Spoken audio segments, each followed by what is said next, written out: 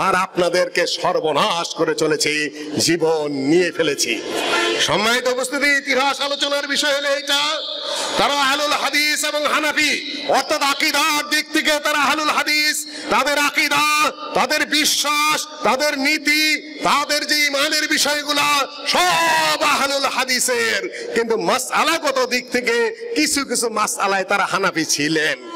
এতটুকু বুঝতে পেরেছেন না? ভেজাল থেকে গেল। আমরা যেভাবে আলোচনা করি তাতে মনে হয় হানাফি কাফের, হানাফি ফাসেক। হানাফিদের বিরুদ্ধে পিসকি পিসকি পোলাপানে দুই চারটা চিৎকার মারলেই আমরা মনে করি ওই হলো আহলে একটা বড় নেতা। এই হলো আরেক বিভ্রান্তিকর ব্যাপার। কত ধরনের গীত যে আমরা এই মঞ্চে দাঁড়িয়ে গাচ্ছি, কত ভাবে যে মানুষকে বিভ্রান্ত করছি, সিস্টেম লস করছি, যে তা বলার মতো নয়। সম্মানিত উপস্থিতি, ধীরে শুনতে হবে আমার বক্তব্য। হানাফি হলেই, শাফি হলেই, মালিকি হলেই, হাম্বলি হলেই কোনো একটা মাসআলা নিয়ে এত জোরে চিৎকার দিয়ে তাদেরকে কাফের এবং ফাসিকের পর্যায়ে ফেলে দিতে হবে, এটা আহলুল হাদিসের নিয়ম নয়, নীতিও নয়। আলোচনা হবে পর্যালোচনা, কিন্তু আকীদা নিয়ে যদি কথা হয় সেটা নিয়ে আমাদের বিষয়বস্তু আছেই।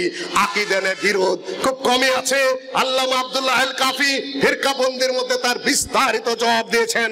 আমি আর আলোচনায় যাচ্ছি না ওই দিকে। সম্মানিত উপস্থিতি, সাহাবীগণের যুগ গেল, তাবিঈগণের যুগ গেল, আরবীদের শাসন শিয়াদের ষড়যন্ত্রে সেখানে চলে গেল। তারপরে আসলো বিভিন্ন ধরনের রাজতন্ত্র। রাজতন্ত্র বললেই খারাপ হবে এমন কথা নয়, গণতন্ত্র হলে হারাম হবে এমন কথা নয়। আসল কথা হলো যে সরকার আইনে, শাসনে এবং বিচারে ইসলাম আছে কি নাই। যদি পূর্ণাঙ্গ ইসলাম থাকে সেটা রাজতন্ত্র না গণতন্ত্র না কোনতন্ত্র, ওটা আমার দেখার কোনো বিষয় নয়। ইসলামী বিচার এবং আইন শাসন চলছে, দ্যাটস রাইট, দ্যাটস ওকে। এর আগ পর্যন্ত নিয়ে অত কথা বলার কোনো দরকার নেই। সেদিন আমাকে প্রশ্ন করছে, আপনি এটা বিশ্বাস করেন কিনা, ওইটা বিশ্বাস করেন কিনা আহলে হাদিস হিসেবে। আমি বলি যে আমাকে কারা গদি মসনদ দিচ্ছে যে ফাউল কিসসা নিয়ে, ফাউল কাহিনী নিয়ে আমার সময় নষ্ট করতে হবে। সম্মানিত উপস্থিতি, তারপরে আসলো গজনবীদের শাসন, মুলতানিদের শাসন, লোদীর শাসন, তারপরে তুগলকদের শাসন, খিলজিদের শাসন, নানান শাসন আসলো, মুঘলদের শাসন আসলো। আমি এক দৌড়ে এই পর্যন্ত চলে আসলাম। এইখানে কোরআন এবং হাদিসের অবস্থানটা কি ছিল? এখানে অবস্থাটা এই ছিল, কানাত উমদাতু বাদাইহিম আর-রাওয়ায়াত আল-ফিকহিয়া দুনা আরদিহা আলাল কিতাব ওয়াস সুন্নাহ।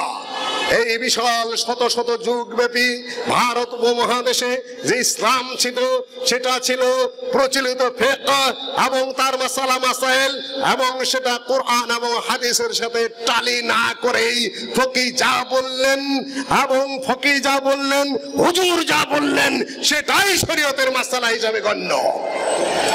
এখন একটা মাসালা আপনাদের সামনে উপস্থাপন করি, মহিলাদের মসজিদে যাওয়া জায়েজ কি না জায়েজ? জিজ্ঞাসা করি দলিল কোথায়? হানাফি মাযহাবের কোন ফিকহে আছে বলো, মাবসুতে আছে কিনা? তারপরে ইমাম আবু হানিফার কোন ফতোয়া আছে কিনা, ইমাম আবু ইউসুফের কোন ফতোয়া আছে কিনা, ইমাম মুহাম্মদের কোন ফতোয়া আছে কিনা, ইমাম তাহাবির কোন ফতোয়া আছে কিনা, ইমাম জাফরের কোন ফতোয়া আছে কিনা, জাইলানির কোন ফতোয়া আছে কিনা, কামাল ইবনে হুমামের ফতোয়া আছে কিনা, তার আগে বুরহানুদ্দিন মুরকানের হেদায়ার কোন ফতোয়া আছে কিনা, এমনকি দুরুল মুখতার, রাদ্দুল মুখতার থেকে শুরু করে পরবর্তী যুগের কোন গ্রহণযোগ্য কোন ফিকহের কিতাবে আরবি ছাড়া অন্য কোন ভাষায় খুতবা দেওয়া যাবে না এমন কোন মাসলা আছে কিনা দেখাও। নাই, যে কোনো ভাষায় খুতবা দেওয়া যাবে। পরবর্তী যুগে কয়েকজনে ফাও নোট লেগে বাজারে ছেড়ে দিয়েছেন, ওইটাকে মাযহাবের কথা? অসম্ভব। দুনা আরদিহা আলাল কিতাব, আমি তো দুনা আরদিহা আলাল ফিকহ আল হানাফি।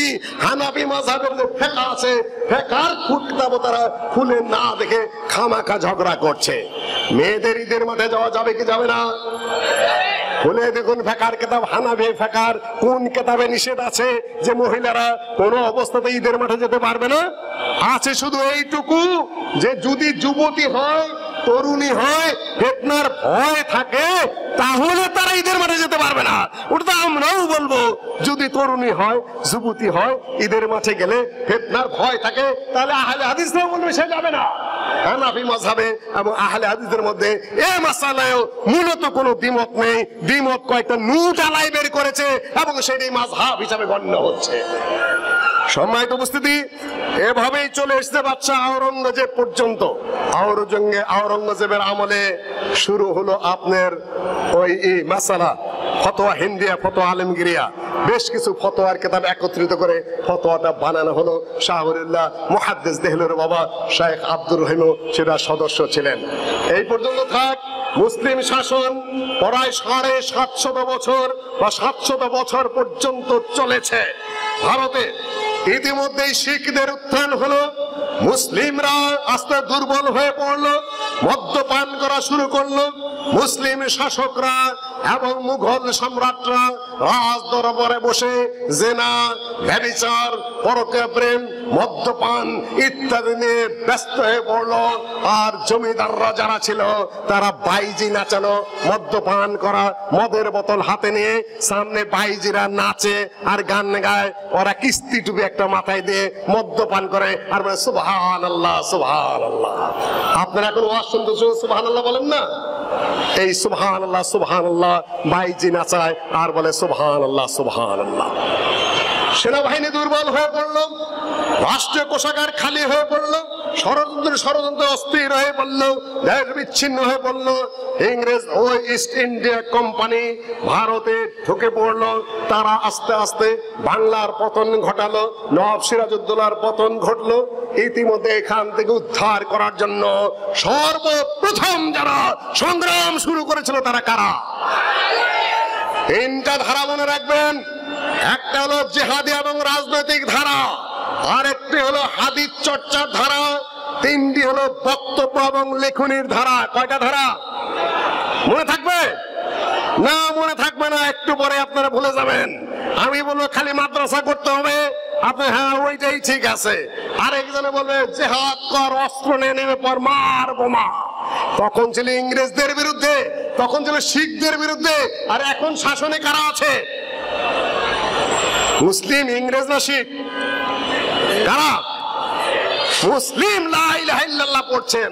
এখানে আবার 2 ভাগ। দেখুন আহলে হাদিসের কি দুর্দশা।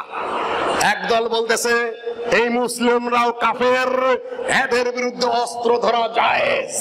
এটা ভুল কথা না শুদ্ধ কথা? আর যদি মনে করে এনারাই খালিফাতুল মুসলিমিন, আমাদের যারা শাসক বর্তমানে আছেন এরা খালিফাতুল মুসলিমিন, নরেন্দ্র মোদী নিজেও খালিফাতুল মুসলিমিন নাকি?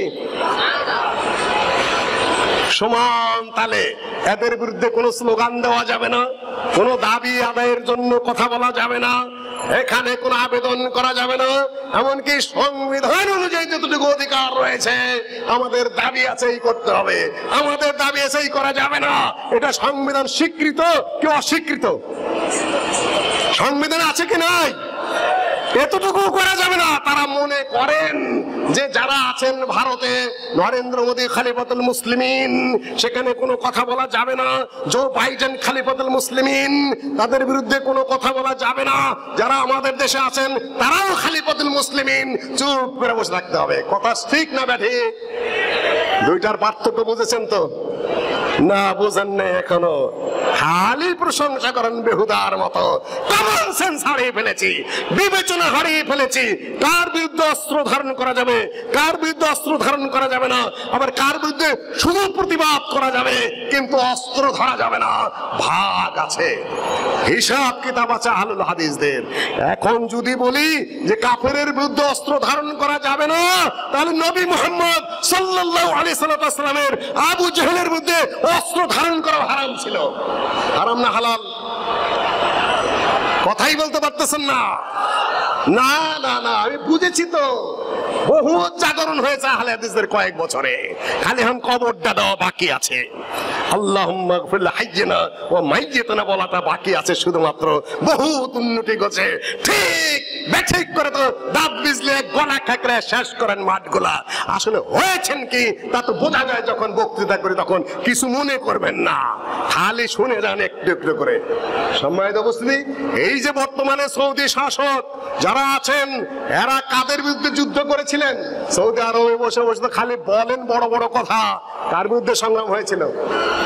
সেখানে আরেকটা মুসলিম শাসকের হাত থেকে তাদের ক্ষমতা ছিনিয়ে নিয়ে কোরআন এবং সহিহ হাদিস ভিত্তিক শাসন কায়েম করতে হয়েছিল। জায়েজ না জায়েজের ফতোয়া আমি কোনোটাই দেব না। যখন ইংরেজরা আক্রমণ শুরু করলো, দেশটা নিয়ে নিল, যখন শেষ সম্রাট বাহাদুর শাহ জাফরকে ইংরেজরা ফাঁসির অর্ডার দিল, ফাঁসির অর্ডার মওকুফ করে মায়ানমারে তাদেরকে নির্বাসন করে পাঠিয়ে দিল। দেশের সম্রাট, মুঘল সম্রাট, গোটা ভারতের সম্রাট, তার বিচার কে করে বলেন? তার বিচার করছে কে? ইংরেজরা বিচার করছে বাইরের থেকে আইসা। মৃত্যুদণ্ড লাঘব করে দিয়ে বর্মায় পাঠিয়ে দিল। সেখানে তিনি লেখার কাগজ কলম ছিল না, কবি মানুষ ছিল, ওয়ালে কবিতা লিখে গিয়েছিলেন। না মা না বুলবুল কো সৈয়দ সে গেলা, না না বুলবুল কো সৈয়দ से ना बागवा से गिला, किस्मत लिखी थी फसले बहार में, कितना ही बदनसीब है जफर के दफन के लिए 2 गज भी जमीन नहीं मिली कोई यार में। ওয়ালে কবিতা লিখে গিয়েছিলেন, হায় রে জাফর, গোটা ভারতের 2 সম্রাট আজকে নিজের দেশে 4 হাত জায়গা পেলি না কবরের জন্য। আর আপনাদের অবস্থা কি? সম্মানিত উপস্থিতি, ইংরেজদের হাত থেকে, শিখদের অত্যাচারের হাত থেকে, শিরকের হাত থেকে, বেদাতের হাত থেকে কোরআন এবং হাদিসের সুস্পষ্ট বিধি বিধান বাস্তবায়ন করার জন্য, প্রচারের জন্য সর্বপ্রথম যারা আন্দোলন শুরু করেছিল তারা কারা এই ভারতে বলুন? দু একজন একটু কথা বলছেন, কিছুই জানেন না। যখন আমি এখানে কুদি, যখন আমি এখানে চিৎকার পারি, যখন আমি আমার ছেলেকে নিয়ে আইসা ওখানে বসায় বসে আঙ্গুল ঘুরাই, তখন মনে হয় যে আমি আর আমার সালাউদ্দিন এই দেশে ইসলাম প্রতিষ্ঠা করেছি। এদেশে সুন্নতের আলোচনা আমরাই করি, এদেশে কোরআনের কথা আমরাই বলি, এদেশে সালাফিয়াত ওয়া আহলে হাদিসের কথা আমরাই বলি। না আমাদের আগে কেউ ছিলেন? আমাদের আগে কেউ ছিলেন? না না না, আমি শুরু করলাম। আমার ভাব, আমার স্টাইল, আমার সিস্টেম, আমার কথা বলার পদ্ধতিতে মনে হয় আমি আর আমার বাপেই করেছি নাকি? বলে যে ভাই রে, যমুনার পুপ্পারে মানুষ মাত্র আছে 3 জন, শ্রেষ্ঠ মানুষ, আর কিছু বলা যাবে না। বলা যাবে না। হুজুর বলেন বলেন কে, কি সমাচার? বলে একজন ছিলেন ইরানের আল্লামা রুম। হুজুর আরেকজনকে যে বলা যাবে না, যে বলুন। আরেকজন হলেন আমার পিতা মারহুম। আরেকজনকে না বলা যাবে না, যে বলেন। আরেকজন হলো বক্তাই বান্দা মাসুম। এছাড়া আর মানুষ নাই পৃথিবীর বুকে। আপনাদেরকে আমরা এইভাবে বেউকুফ বানাচ্ছি। আহলে হাদিস হতে চেষ্টা করুন, ব্রেনটাকে প্রশস্ত করুন, চিন্তা চেতনাকে আরো বলিষ্ঠ করুন। সম্মানিত উপস্থিতি, শিখদের বিরুদ্ধে যুদ্ধ শুরু হয়ে গেল, ইংরেজদের বিরুদ্ধে শুরু হয়ে গেল। সাই নদীর তীর থেকে, সেই সাই নদীর পারে আমি গিয়েছিলাম রায় বেরলভিতে, বেরলভিতে লখনৌর, সেই বেরলভিতে যেখান থেকে সৈয়দ আহমদ বেরলভি তার বাহিনী নৌকায় করে স্টার্ট করেছিলেন, সেই নদীর পারে আমি গিয়েছি, সেই নদীতে ওযু করেছি এবং সেই মসজিদে সালাত আদায় করার সুযোগ আমার হয়েছে। সেখান থেকে যুদ্ধ শুরু হয়ে গেল। গোটা ভারতে ইংরেজদের বিরুদ্ধে যুদ্ধ এই বাংলা পর্যন্ত পরিচালিত হয়েছে। সেটাকে আপনারা জানেন না জানেন না? সেটাকে আপনারা জানেন কি জানেন না? না, জানেন না। এই যে ঢাকায় আহলে হাদিসের বিষয়টা কোথা থেকে এসেছে বলেন? কে এসে? উনি এতদিনের মানুষ, এখানেও ভুল করেছেন। 1801 সালে তার জন্ম। এর আগে মধ্যে মুজাহিদ হাজী বদরুদ্দিন সৈয়দ আহমদ বেরলভী যখন হজের দিকে যান, কলিকাতায় দেখা হয়েছে বট্টু হাজী বংশালের। হাজী বদরুদ্দিন ঢাকা থেকে চামড়া নিয়ে যেতেন কলিকাতা, এবং কলকাতা থেকে টিন নিয়ে আসতেন ঢাকায়। সেই হাজী বদরুদ্দিন সাহেব প্রথম দিকে এখানে আহলুল হাদিসের দাওয়াত নিয়ে আসেন, এবং এই ঢাকার এই বংশাল ছিল মুজাহিদ ক্যাম্প ইংরেজদের বিরুদ্ধে। মধ্যে মুজাহিদ হাজী বদরুদ্দিন আব্দুর রহমান বিএবিটি সাহেবের লেখা সাবেক জমিয়ত আহলেদের সেক্রেটারি জেনারেল বই কেউ পড়েছেন? পড়েছেন কেউ? না, পড়েন নাই, কিছু পড়েন নাই, আমি জানি। আরো তাদের ছাত্ররা পরবর্তী আরো বেশ কিছু ছাত্র নাজিরা বাজার মাদ্রাসায় কে প্রথম 10 দিয়েছিল, কে বলতে পারবেন?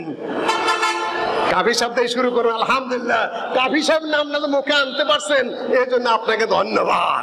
কিন্তু তারও আগে ইমাম শওকানির ছাত্র এবং ভারতের শাহুল্লাহ মুহাদ্দিস দিল্লি শাহ আব্দুল আজিজ ছাত্ররা এখানে 10 দিয়েছেন। সে নামগুলা এখন এই মুহূর্তে আর আমি বলতে চাই না।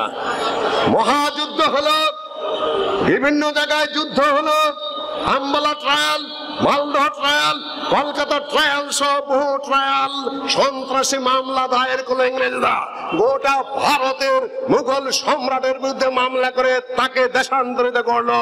আর তাদের বিরুদ্ধে যারা যুদ্ধ ঘোষণা করেছিল এই ঢাকার বংশাল, ওই ময়মনসিংহের ধানীখোলা, বগুড়ার সন্ধ্যাবাড়ি থেকে শুরু করে, জামিরা থেকে শুরু করে, রাজশাহী সবুরা থেকে শুরু করে, চাঁপাইনবাবগঞ্জ, মুর্শিদাবাদের পদ্মা নদীর তীর দিয়ে একেবারে দক্ষিণ পর্যন্ত, ওদিকে যশোরে, ওদিকে খুলনায়, ওদিকে সারা বাংলাদেশের মুজাহিদদের ক্যাম্প ছিল যারা ইংরেজদেরকে সন্ত্রস্ত করে ছেড়েছিল। পরে ইংরেজরা এই দেশ থেকে বাধ্য হয়। এই জন্য যদি আপনারা পড়তে চান অসমাপ্ত আত্মজীবনী শেখ মুজিবুর রহমান সাহেবের, এটার 22 পৃষ্ঠা আপনারা পড়তে পারেন। আবুল মনসুর আহমদ সাহেবের আমার দেখা রাজনীতির 50 বছর পড়ে নিতে পারেন, আপনারা পড়ে নিতে পারেন। ওয়াহাবি মুভমেন্ট ইন ইন্ডিয়া, এটা হলো ডক্টর কিয়ামউদ্দিন আহমদের লেখা ওয়াহাবি আন্দোলন, বিচারপতি মওদুদের লেখা। তারপরে ডক্টর গালেব সাহেবের থিসিসটা পড়তে পারেন। আহলে হাদিস পরিচিতি আল্লামা আব্দুল্লাহ আল কাফি সাহেবের এই বইটা কেউ পড়েছেন এ পর্যন্ত? কয়জনে?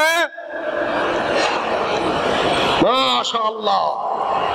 ডক্টর গালেব সাহেবের থিসিসটা পড়েছেন কয়জনে? মাশাআল্লাহ। মরণ সজদার ডে, সকালের সূর্য দেখলেই বোঝা যায় যে সারাটা দিন কেমন যাবে, সারাটা দিন কেমন যাবে বোঝা যাবে। এই হলো আমাদের দুরবস্থা। এই পর্যন্ত আমরা নিয়ে আসতে পেরেছি। কাফি সাহেবের নাম বলতে পারছেন মাত্র 1 থেকে 2 জনে, তার আগে গেলে কারো কোনো খবর নেই। এই যে ভূখণ্ডতে বসবাস করছেন, এই স্বাধীন ভূখণ্ডটা ইংরেজদের হাত থেকে, হিন্দুদের কাছ থেকে ছাড়িয়ে আনার ক্ষেত্রে সবচেয়ে বড় অবদান কাদের বলেন? ওই ঘুরে ঘুরে 2-3 জনই, পিছনের মানুষরা জানেন না কি সমাচার। শেখ মুজিবুর রহমান সাহেব লিখেছেন সিপাহী বিদ্রোহ এবং ওহাবি আন্দোলনের ইতিহাস আমার জানা ছিল। কেমন করে ব্রিটিশ রাজ মুসলমানদের কাছ থেকে ক্ষমতা কেড়ে নিয়েছিল, কি করে রাতারাতি মুসলমানদের সর্বশান্ত করে হিন্দুদের সাহায্য করেছিল।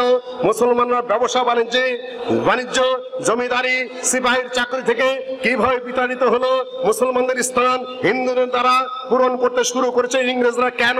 মুসলমানরা কিছুদিন পূর্বেও দেশ শাসন করেছে, তাই ইংরেজকে গ্রহণ করতে পারে নাই, সুযোগ পেলে বিদ্রোহ করত।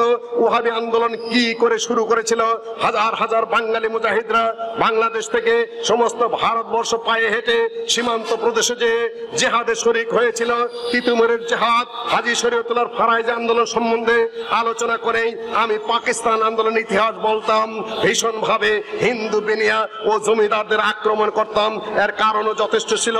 একসাথে লেখাপড়া করতাম, একসাথে বল খেলতাম, একসাথে বেড়াতাম, বন্ধুত্ব ছিল হিন্দুদের অনেকের সাথে। আমার বংশ খুব সম্মান পেত হিন্দু মুসলমানদের কাছ থেকে। কিন্তু আমি যখন কোনো হিন্দু বন্ধুর বাড়িতে বেড়াতে যেতাম, আমাকে অনেক সময় তাদের ঘরের মধ্যে নিতে সাহস করতো না আমার সহপাঠীরা। কার কথা? কার কথা? আবার মনে করবেন না শেখ মুজিবুর রহমান সাহেবের অবস্থান কোন এলাকাতে ছিল? এই বংশাল, এই মালিটোলা, এই সুরিটোলা, এই আরমানি টোলা মেয়র হানিফ সাহেবের পূর্বপুরুষের বাড়িতেও অনেক সময় তার অবস্থান ছিল। কথা ঠিক না ব্যাঠিক? জিয়াউর রহমান সাহেব আমার বলবো ওনার কথা বললেন না। আমার জানা মতে তিনি বগুড়া গাবতলীর আহলে হাদিস সমাজের আহলে হাদিস ঘরের ছেলে।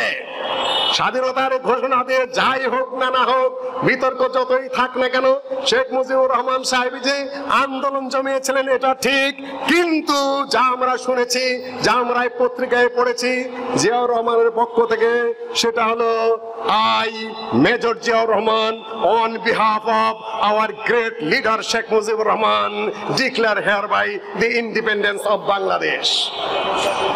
এটাও ঠিক। দুজনই, একজন বড় নেতা বংশাল এলাকায় ঘোরাফেরা করেছেন, আহলে হাদিসদের প্রসঙ্গে তিনি অত্যন্ত ভালো কথা বলেছেন যে তারাই স্বাধীনতা আন্দোলনের সূচনা করেছিল। আর একজন আহলে হাদিসের ঘরের মানুষ, জন্মই গ্রহণ করেছেন আহলে হাদিসের পরিবারে। তো আপনারা কি বলতে চান? এখন খুব সংক্ষেপে কয়েকটি প্রশ্নের জবাব আপনাদের। প্রথম প্রশ্ন করেছিলাম আহলে হাদিস আগে না মাযহাব আগে? আহলে হাদিস আগে। দ্বিতীয় প্রশ্ন, শুধু কি মুহাদ্দিসরা আহলে হাদিস না সাধারণ পাবলিক আহলে হাদিস হতে পারে?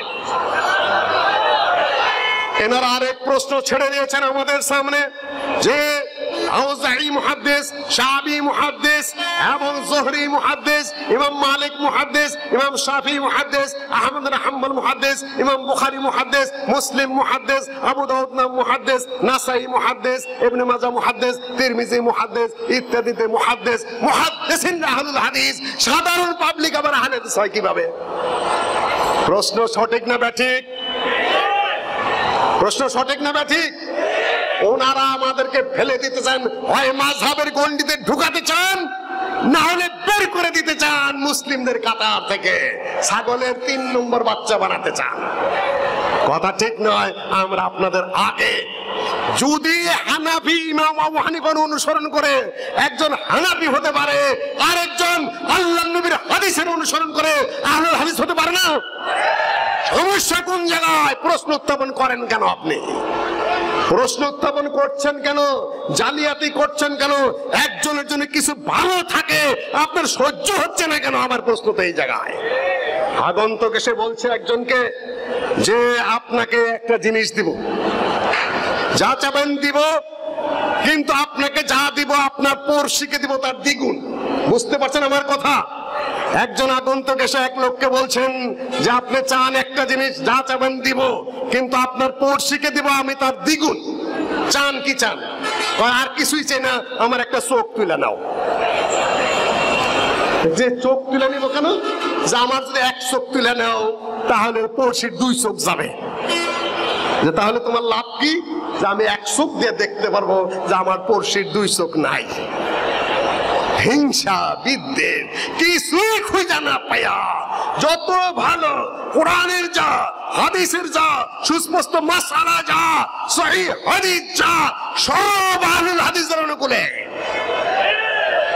অনেকটা মাসআলা আছে এমন যেটা কোরআন এবং সহিহ হাদিসের বিরুদ্ধে আহলে হাদিসের রয়েছে, কিংবা প্রমাণিত হওয়ার পরে আহলে হাদিসরা সেই মাসআলা মেনে নিতে পারে নাই। বলুন, এতদিন মুনাজাত নিয়ে কতগুলো কথা ছিল যে সালাতের পরে সম্মিলিত মুনাজাত করা যাবে কিনা।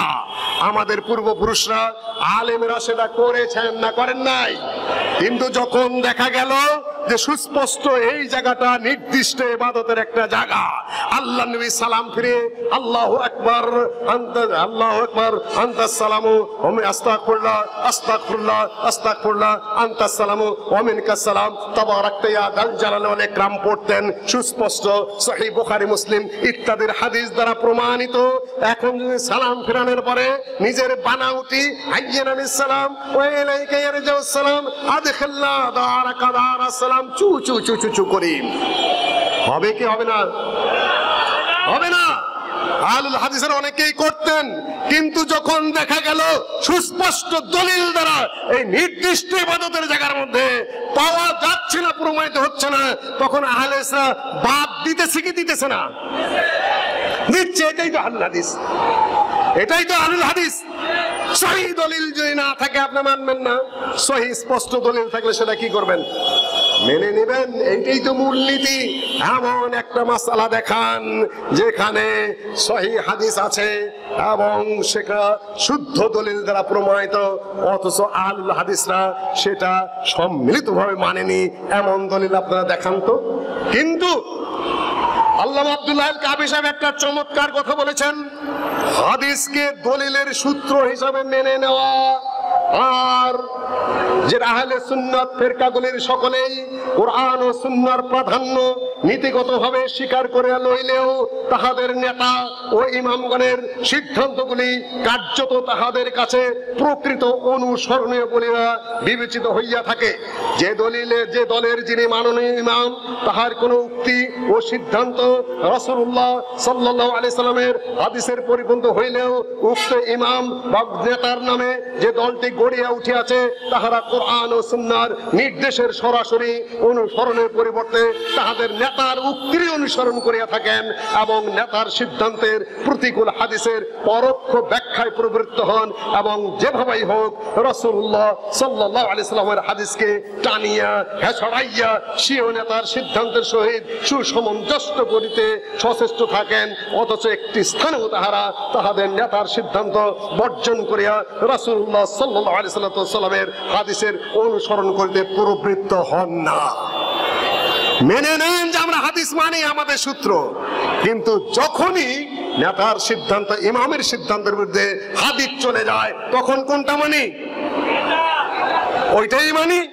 তাহলে হাদিসকে মেনে নিলাম ঠিকই নীতিগত ভাবে, কিন্তু প্র্যাকটিক্যালি কি করি? প্র্যাকটিক্যালি মানি না।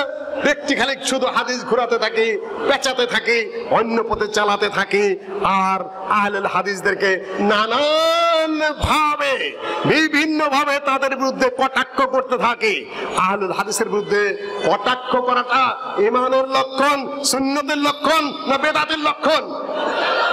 আব্দুল কাদের জিলানী রাহিমাহুল্লাহ বলেছেন যে বেদাতীদের একটা লক্ষণ হলো আল ওয়াকিয়াতু আলা আহলুল হাদিস, আহলুল হাদিসদের বিরুদ্ধে খালি কটাক্ষ করেই যাবে। কাফের বলবে, ফাসেক বলবে, বেদাতি বলবে, মুযহাব মানে না, হাদিস মানে না, কিছুই বোঝে না, ইত্যাদি ইত্যাদি তারা বলতেই থাকবে, বলতেই থাকবে। অথচ ইমাম আবু দাউদ বলেছেন যে যদি পৃথিবীর বুকে আহলুল হাদিসরা না থাকতেন লান্দারাসাল ইসলাম, ইসলাম পৃথিবীর থেকে উঠে যেত। ইমাম শাফি বলেছেন যে আহলুল হাদিসে ফিল আরদি কান নুজুমি ফিস সামা, আহলুল হাদিস পৃথিবীর বুকে এমন যেমন আকাশের বুকে তারকা।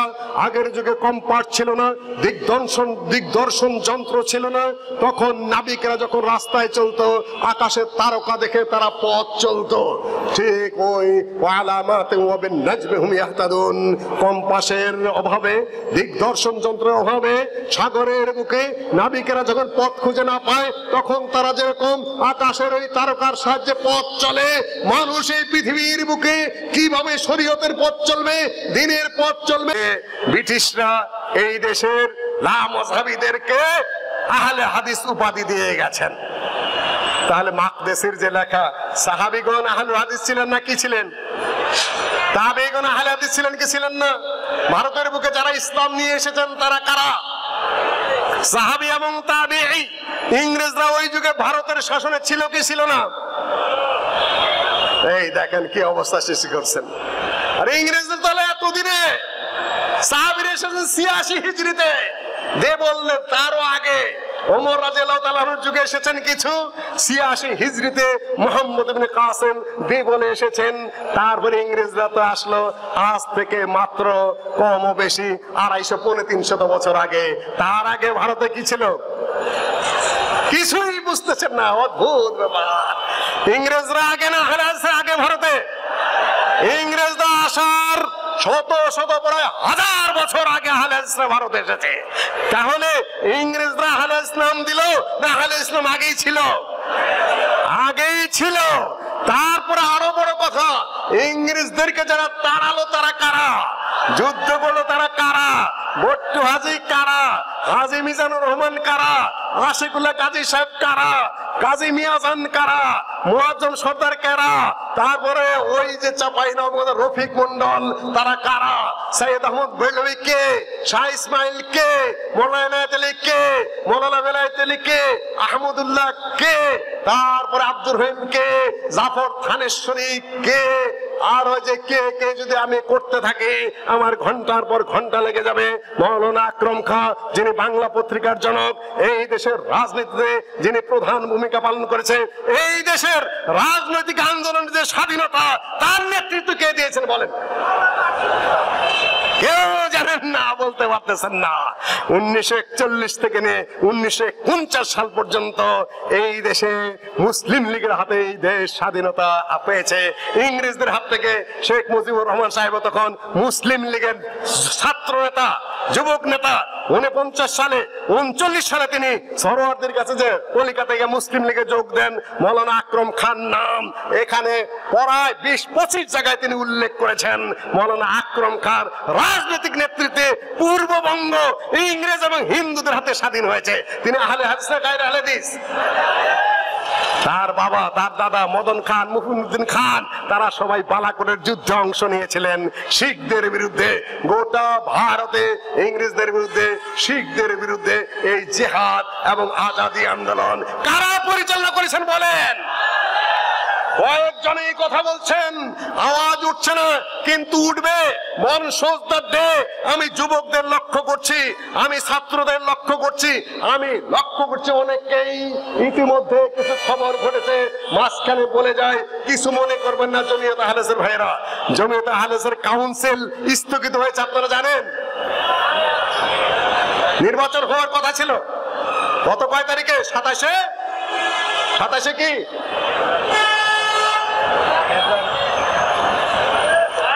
মাস নির্বাচন স্থগিত হয়ে গেছে। এটা আপনারা খারাপ চোখে দেখছেন না ভালো চোখে? আমি ভালো চোখে দেখছি। এই তো গত সপ্তাহে 27 মার্চ না 27 ফেব্রুয়ারি, রাইট, নির্বাচন স্থগিত। আপনারা খুশি না বেজার? কিছুই বোঝেন না, সুতরাং খুশিরও কিছু নাই, বেতারও কিছু নাই। দাঁত বড় থাকলে না তার হাসিও বোঝা যায় না, কান্নাও বড় বোঝা যায় না।